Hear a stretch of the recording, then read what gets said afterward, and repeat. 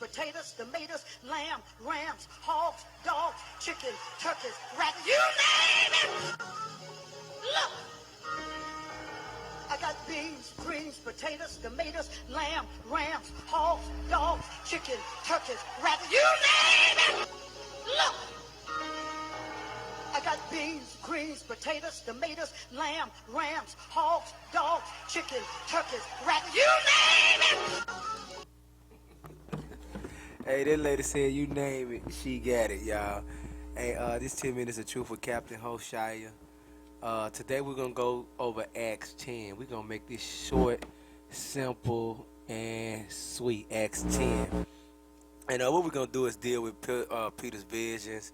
You know, those members of Christianity, your so-called Christians, they teach that according to Acts 10, you can eat anything you want. You know what I'm saying? We already wrote down 1 Timothy 4. This part is 2 right here. So we're going to start at Acts chapter 10, verses, let's start at Acts verse 10, verse 9. Let's start with Peter. Let's go into Peter's vision. It said, on the morrow, as they went on their journey and drew nigh unto the city, Peter went up upon the housetop to pray about the 6th hour, and he became very hungry, and would have eaten, but while they made ready, he fell into a trance. So this Peter falling into a trance, y'all. The Most High about to show him a vision, not because he hungry. Verse 11, and saw heaven open, and a certain vessel descending unto him, as it had been a great sheet knit at the four corners, and let down to the earth, wherein were all manner of four-footed beasts of the earth, and wild beasts, and creeping things, and fowls of the air. Now remember, the Most High God had already told us in Leviticus chapter 11, y'all. Let's get it real quick. One more time. Let me see. Hope this thing speed up for me. Okay, Leviticus chapter 11, verse 45. Listen to the law. Now, the Lord changed not according to the Bible. You can't eat anything you want. And it's going to show you what it's talking about in a minute. It says, for I am the Lord that bringeth you up out of the land of Egypt to be your God. Ye should therefore be holy, for I am holy. This is the law of the beast, and of the fowl, and of every living creature that moveth in the waters, and every creature that creepeth upon the earth, to make a difference between the unclean and the clean, and between the beast that may be eaten and the beast that may not be eaten. So the Most High been told the Israelites to make a difference between what to eat and what not to eat, what's clean and what's not clean. Let's go back to Acts chapter 10, verse 11. He said, and I saw heaven open, and a certain vessel descending upon him, as it had been a great sheet knit at the four corners, and let down to the earth, wherein were all manner of four-footed beasts of the earth, and wild beasts, and creeping things, and fowls of the air. And there came a voice to him, rise, Peter, kill and eat. But Peter said, not so, Lord, but I have never eaten anything that is common or unclean. You see that? Peter told the Lord, he was like, hold on. How you like, not so, Lord. He said, for I have never eaten anything that is common or unclean. He like, I ain't never eaten it. Look, Peter told the Lord, like, hold on. He like, I ain't never ate nothing that's unclean. You talking about rise, kill, and eat? And see, that's the problem with you Christian pastors, man. Y'all sit up here and y'all telling people, rise, kill the pork, and eat the chilies. Rise, kill the pork, and eat the hog ball, like this woman talking about hog ball. Rise, kill the rabbit, and eat the rabbit. This is what you teaching them. Rise, kill the crab, and make you and get you some crab meat. No, man, this is not what the Most High was showing Peter. Let's keep going. And the boy spake unto him again the second time, what God hath cleansed, that call not thou common. This was done thrice. So the Most High had to tell his man 3 times. And the vessel was received up again into the heaven. Now, I want to really get to the point, straight 10 minutes. Let's jump up. Let's show you what this vessel represent. And we're going to show you what he talking about, rise, kill, and eat. Now, I'm going to jump back over to Acts 10. Verse 11. It say, and saw heaven open and a certain vessel descending upon him, as it had been a great sheet knit at the four corners and let down to the earth. Let's see what this vessel was. Hosea 8 and 8. Israel is swallowed up.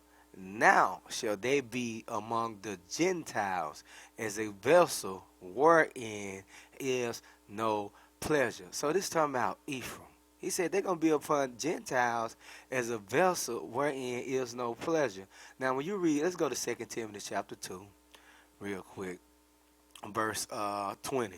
It say, but in a great house there are not only vessels of gold and of silver, but also of wood and earth, and some to honor and some to dishonor. So which ones are the vessels you think to honor?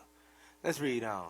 It said, if a man therefore purge himself from these, he shall be a vessel unto honor, sanctified and meet for the master's use, and prepared unto every good work. Flee also youthful lust, but follow righteousness, faith, charity, peace, and them that call on the Lord out of a pure heart. So he let you know, look, hey, you got vessels of gold and silver, them vessels to honor, and you got some also made of wood and earth. Them vessels that ain't gonna last. So he said you got some to honor and some to dishonor.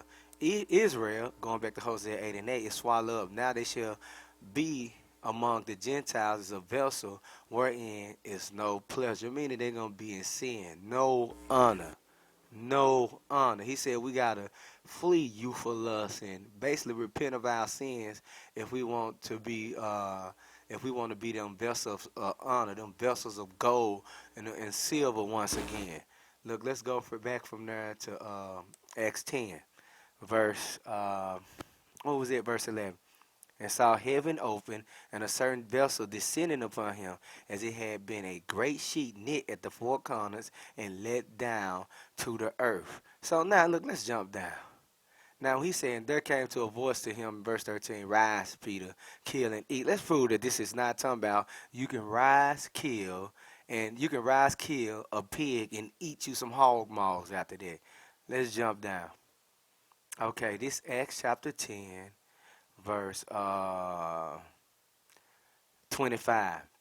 And as Peter was coming in, Cornelius met him and fell down at his feet and worshiped him.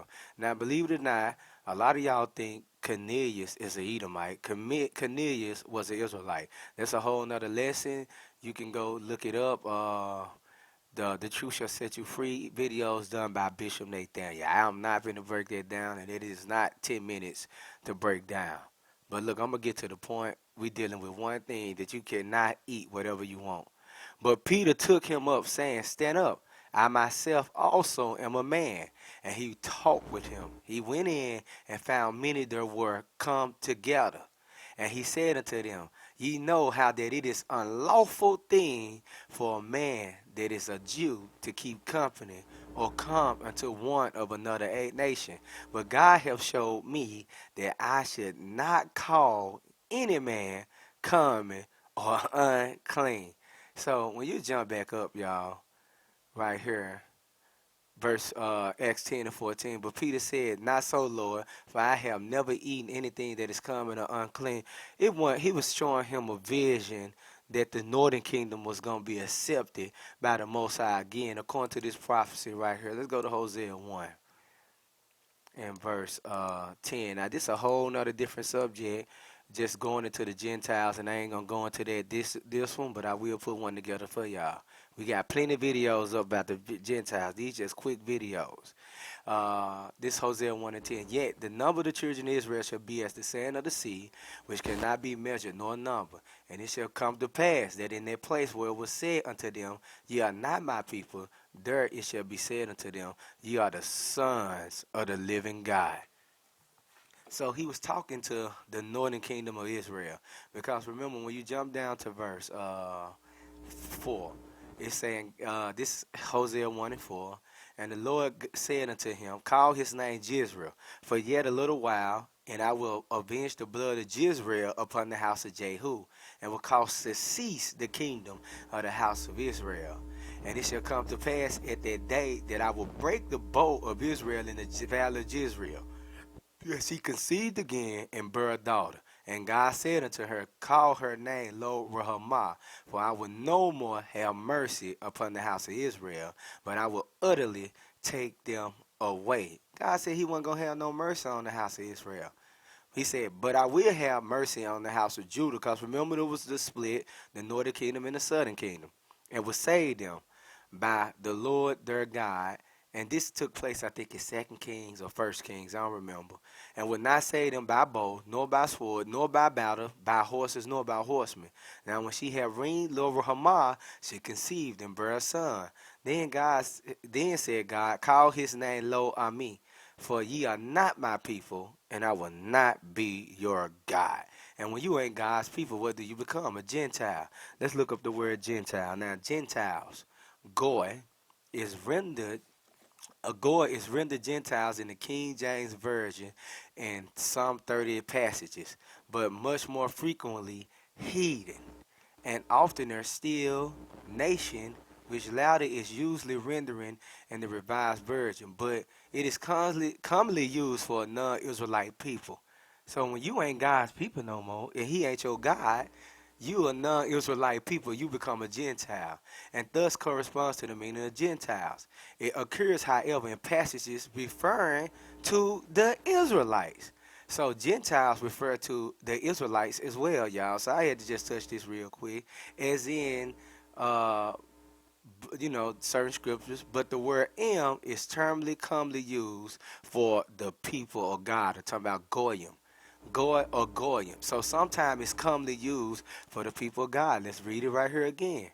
Um, it say the most important of such Hebrew words was goyim, a term with the broad meaning of peoples or nations, which was sometimes used to refer to Israelites.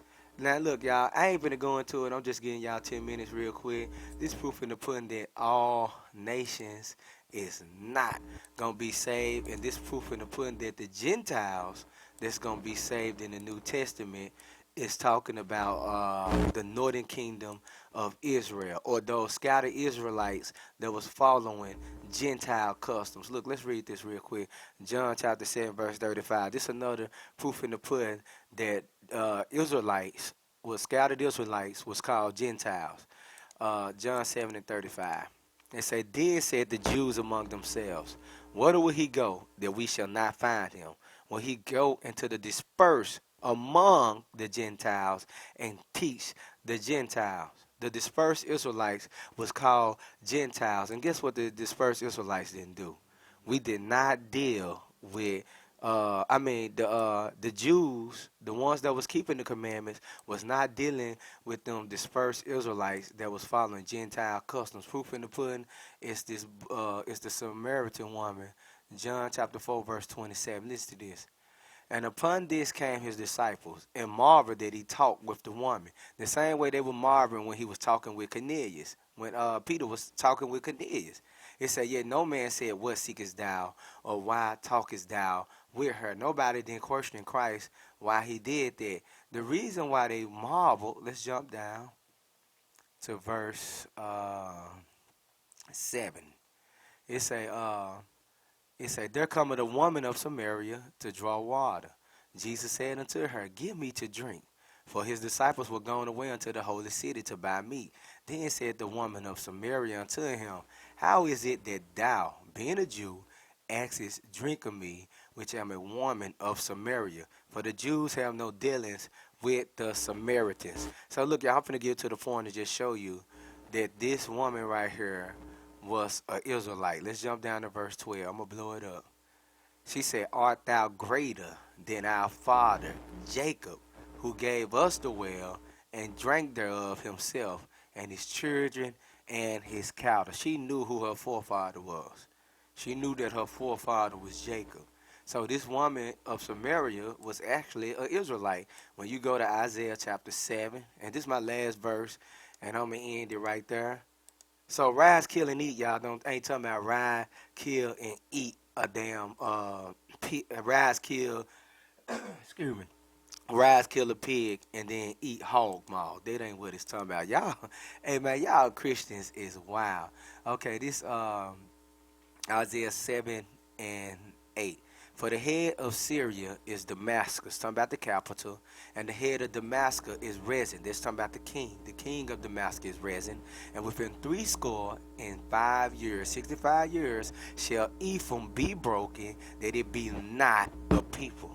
They are not the people of God no more. They Gentiles. Verse 9. And the head of Ephraim is Samaria. The capital of Ephraim is Samaria, y'all. This Samarian woman was this was an Israelite, you know what I'm saying, following Gentile customs. And the head of Samaria is Remaliah's son. The king of Samaria is Remaliah's son. If you would not believe, surely you shall not be established. So if y'all don't believe this, hey, it is what it is, man. Hey, let God be true. Every man a liar. Hey, Acts 10 is not talking about you can eat anything you want. It was just showing you that the northern kingdom was accepted by the Most High Christ, and Paul was made apostle to the Gentiles or to the northern kingdom. So when he said, rise, kill, and eat, Peter, and Acts 10 and 13, it's in Peter said in verse 14, but Peter said, not so, Lord, for I have never eat anything that is common or unclean. Let's jump back down real quick to verse 28. And he said unto me, and he said unto them, you know how that it's an unlawful thing for a man that is a Jew to keep company. The same thing that this Samaritan woman was telling Christ, or coming to one of another nation, but God hath showed me, this is what Peter said, that I should not call any man common or unclean. Not that you can eat all manner of four-footed beasts. He was having a vision. With that, y'all, I'm going to say shalom, Most High Christ bless. Be looking for the next video to come out soon. Like, subscribe, comment. Online classes 7 days a week, 3 times a day.